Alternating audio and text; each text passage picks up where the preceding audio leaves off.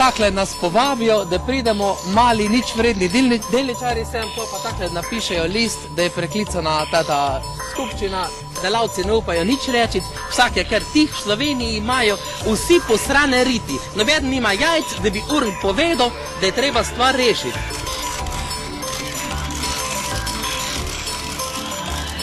Torej prosim delničarje, da počakajo.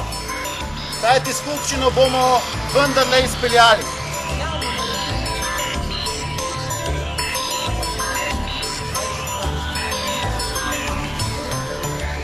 Združenje je v sklopu organiziranega zbiranja pooblastil pridobilo od malih delničarjev 86.039 delnic oziroma glasov in pa po pooblastilu Norveškega sklada 486.634 delnic, kar pomeni, da je v primeru neprisotnosti največjega delničarja, tokrat Združenje malih delničarjev, najpomembnejši delničar na skupščini preko pooblastil seveda.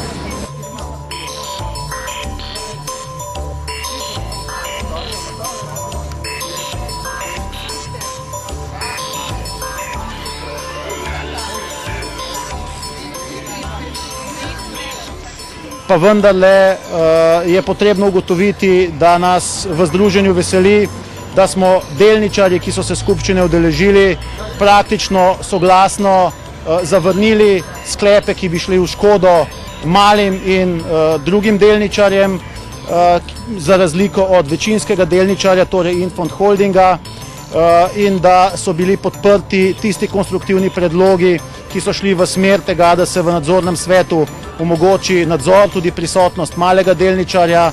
Podprt je bil soglasno nasprotni predlog, ki ga je podalo Vseslovensko združenje malih delničarjev, tako da v tem smislu smo seveda lahko z takšno skupščino zadovoljni.